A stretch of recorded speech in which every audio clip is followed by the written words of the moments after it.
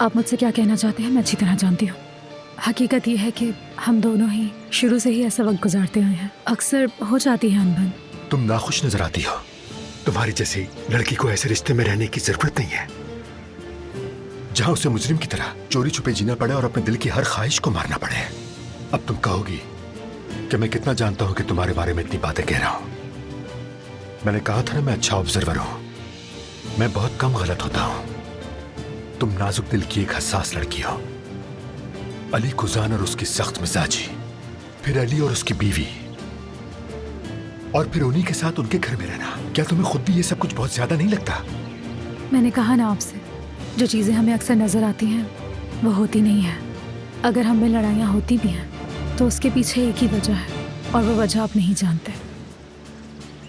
और सही कहा आपने, बाहर से देखने वाला ये सब कुछ नहीं समझ सकता, मगर मुझसे पूछा जाए तो ये सब इतना बुरा भी नहीं है। मुझे पता है कि बाहर से नजर आने वाली हर चीज वैसी नहीं होती जैसी वो दिखती है। अगर तुम्हें मेरी बातों से तकलीफ पहुंची है तो मैं माफी चाहता हूँ। आप ऐसा ना कहें। मैं जानती हूँ ये सब कहने के पीछे आपकी ऐसी कोई नीयत नहीं। बात यह है कि मैं आपसे खुलकर बात नहीं कर पा रही, मगर मैं जानती हूँ कि एक वक्त आएगा जिस दिन मैं आपसे ये सारी बातें खुलकर कह सकूंगी।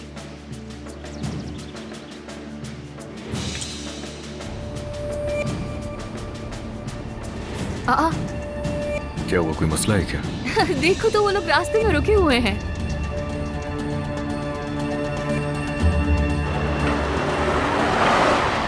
अली क्या हुआ?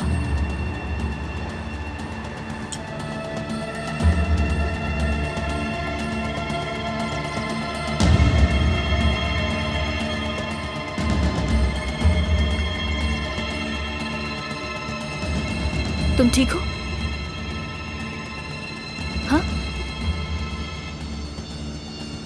तुम ऐसे क्यों देख रहे हो अली? मैं तुम्हें 1000 बार कह चुका हूँ ध्यान मत पटाया करो गाड़ी चलाते वक्त। वैसे भी एक बुरा तजर्बा हो चुका है ना, नहीं होना चाहिए वह सब दोबारा।